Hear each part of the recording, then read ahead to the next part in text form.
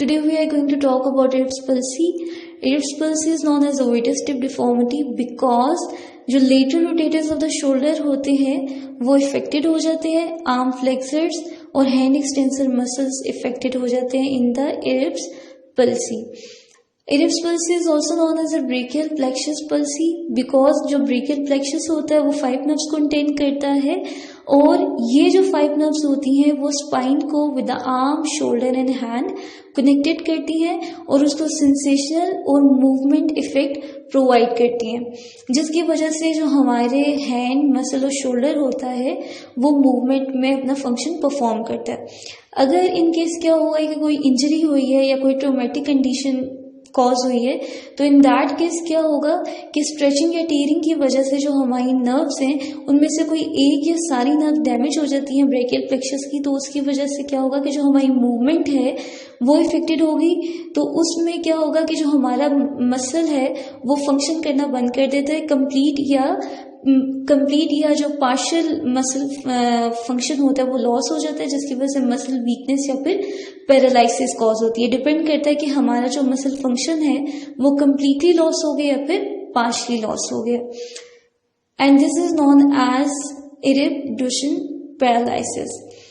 सो अब इसमें हमारे पास क्या हो रहा होता है, the nerves that are damaged control muscles in the shoulder, arm or hand and any or all of these muscles may be paralyzed. तो नर्व्स जो है जो डैमेज हो जाती हैं, अगर एक नर्व डैमेज हुई है या सारी नर्व्स डैमेज हो गई हैं तो उनकी बेस पे ही डिपेंड करता है कि शोल्डर, आर्म या हैंड की जो भी मसल्स हैं वो पैरालाइज्ड हो जाए या फिर वो कितनी इफेक्ट होंगी या कितनी मतलब वो मसल्स डैमेज होंगी, इधर वो शोल्डर की हो रही है, आर्म की हो रही है, हैंड की हो रही है और वो कितनी हाईली इफेक्टेड हो जाएंगी तो वो और उनके अंदर कितनी मसल वीकनेस कॉज होगी, तो वो डिपेंड करता है कि कितनी नर्व्स डैमेज हुई हैं और किस हद तक डैमेज हो गई हैं. It is the paralysis of the arm cause by injury to the upper group of the arm's main nerve, specially the upper trunk C5 C6 is spared. तो हमारे पास जो आर्म मेन नर्व्स होती हैं वो अपर trunk होती हैं, they are C5 and C6 और उनके ऊपर मेनली जो है वो स्फीयर इफेक्ट पड़ता है. These injuries arise most commonly from a difficult baby delivery. तो जो इन्फेंट्स की बेबी डिलीवरी होती है उस केस में लेबर कंडीशन के अंदर क्या होता है कि ये जो Erb's palsy कंडीशन होती है ये मेनली कॉज होती है, बट ये एडल्ट्स के अंदर भी और आफ्टर बर्थ भी ये कॉज हो सकती है. Brachial plexus is a network of nerves conducting signals from the spine to the upper limb, which I have already told you, and is formed by the anterior rami of the C5 to C8 and most of the anterior ramus of T1. अब इसमें हमारे पास ये anterior rami से बना होता है जो कि C5 to C8 कंटेन करता है, nerves contain करता है, and most of the anterior ramus of T1. It originates in the neck, passes laterally and inferiorly और फिर कहाँ जाता है, फर्स्ट से towards the axilla जाता है और वहाँ पे एंटर कर जाता है. All major nerves that innervate the upper limb originate from the brachial plexus and any damage to it leads to Erb's palsy. तो अगर क्या होगा कि जितनी भी नर्व्स हैं वो अपर लिम्ब को इनर्वेट करती हैं ब्रेकियल प्लेक्सस की, तो अगर इनमें से कोई एक भी डैमेज हो जाती है तो उसकी वजह से क्या होता है कि हमारे पास Erb's palsy कंडीशन कॉज होती है. अब इसकी मेन कॉज क्या है कि चाइल्ड बर्थ या लेबर कंडीशन में अगर डिफिकल्टी आती है तो उसमें ये कंडीशन कॉज होती है, क्योंकि अगर हेड है उसको या फिर नेक साइड को अगर हम एक साइड पे मूव करते हैं और शोल्डर्स को भी उसी टाइम पे अगर हम उनको उस बेबी के शोल्डर को बाहर निकाल रहे होते हैं तो उस कंडीशन में क्या होता है कि नर्व डैमेज हो जाती है, कोई भी एक नर्व या बाकी 2 नर्व्स या 3 नर्व्स डैमेज हो जाती हैं ब्रेकियल प्लेक्सस की, तो Erb's palsy कंडीशन कॉज होती है ड्यूरिंग द चाइल्ड बर्थ. उसके बाद कि अगर कोई भी ट्रोमेटिक फॉल है एडल्ट्स कंडीशन में ऐसा होता है कि on one side of the head और शोल्डर अगर ट्रोमेटिक कंडीशन में हम जो है फॉल करते हैं तो उसमें क्या होता है कि जो ब्रेकियल प्लेक्सस होता है उसके अंदर नर्व जो है वो डैमेज हो जाती हैं, उसमें भी Erb's palsy कंडीशन कॉज होती है स्ट्रेचिंग की वजह से. और जो ब्रेकियल प्लेक्सस होता है वो हमारे वाउंड्स की वजह से भी, इधर वो गन शूट वाउंड्स हैं या स्टैब वाउंड्स हैं, उनमें भी इंजरी की वजह से ब्रेकियल प्लेक्सस जो है वो अफेक्टेड होता है और it will be affected by the violent traction on the arm और by efforts at reducing the dislocation of the shoulder joint, क्योंकि उसमें भी क्या होता है, स्ट्रेचिंग हो रही होती है। The amount of paralysis depend upon the amount of injury to the involved nerves. तो जितनी ज्यादा नर्व्स के ऊपर डैमेज कॉज होती है, इंजरी कॉज होती है और जितनी वो हाईली इफेक्टेड होती हैं उतनी ही ज्यादा पैरालिसिस कॉज होती है और उतनी ज्यादा हमारी जो मसल्स होती हैं वो आर्म्स की, शोल्डर की और जो हमारी हैंड की होती है वो वीक होती हैं और उतनी ज़्यादा हाईली इफेक्टेड होती हैं, उनमें उतनी ज़्यादा मूवमेंट जो है वो रिस्ट्रिक्टेड हो जाती है और रेंज ऑफ मोशन भी रिस्ट्रिक्टेड हो जाती है। The paralysis can be partial or complete. The damage to each nerve can range from bruising to tearing.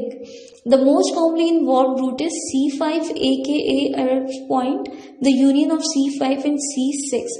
तो mainly जो point होता है वो C5 इफेक्ट होता है. It presents as a lower motor neuron syndrome because of the sensibility disturbance. और यहाँ पे क्या होता है कि हमारे पास मोस्ट ऑफ द जो ट्रैक्शन होती है फोर्स वो जो है वो प्रोवाइड हो रही होती है, इस वजह से ज़्यादा से ज़्यादा जो इफेक्ट पड़ता है इरेप्स पल्सी का वो C5 रूट पर ही पड़ रहा होता है। द साइंस ऑफ इरेप्स पल्सी जो है वो अगर तो ऐसा हो रहा है कि पैरालिसिस बहुत ज़्यादा स्फीयर हो गई है तो उसमें क्या होता है कि जो सेंसेशनल लॉस होता है वो कॉज होता है in the arm and atrophy cause होती है डेल्टॉइड, बाइसेप्स और ब्रेकियालिस मसल्स के ऊपर। The position of the limb under such conditions is characterized by the arm hanging by the side and is rotated medially. Arm की movement जो है वो restricted हो जाती है। Arm can not be raised from the side, all power of flexion of the elbow is lost और four arm जो है वो इन स्पाइन कंडीशन प्रेजेंट होता है। इरेप्स पल्सी के अंदर क्या होता है कि अगर तो ऐसा है कि ये अर्ली डेवलपमेंटल जब नियोनेट या इन्फेंट जो होता है उसमें इरेप्स पल्सी कॉज हो रही है, यानी कि ड्यूरिंग चाइल्ड बर्थ या आफ्टर चाइल्ड बर्थ जो है अर्ली स्टेजेस में इरेप्स पल्सी कॉज होती है। तो इन अर्ली स्टेजेस नियोनेट और इन्फेंट्स में क्या होता है कि डेवलपमेंट के ऊपर भी इफेक्ट पड़ता है। वो उसमें क्या हो रहा होता है कि जो जहाँ पे जिस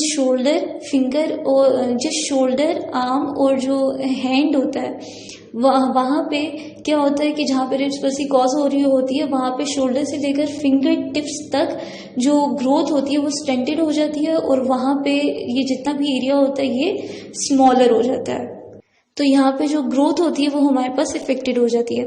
अब साथ ही साथ में क्या होता है मस्कुलर जो हमारे पास वीकनेस होती है वो तो कॉज होती है, लेकिन साथ में जो सर्कुलेटरी डेवलपमेंट होती है वो भी पेशेंट्स के अंदर इफेक्टेड होती है। और ये किस में होता है, एडल्ट्स में होता है। The lack of muscular development leads to the arm being much weaker than the unaffected one.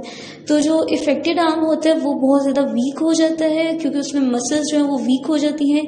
Many patients unable to lift the arm above shoulder height as well as leaving many with an elbow contraction। तो muscles के अंदर क्या होता है कि weakness होती है जिसकी वजह से जो शोल्डर से ऊपर आर्म लिफ्ट करना जो है वो बहुत ज़्यादा डिफिकल्ट हो जाता है।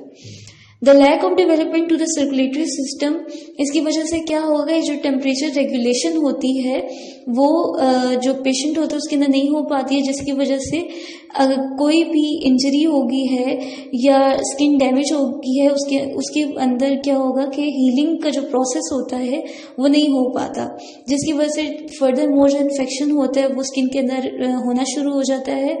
और इसमें क्या होता है, this will often cause many problems for children since they often injure themselves in the course of their childhood.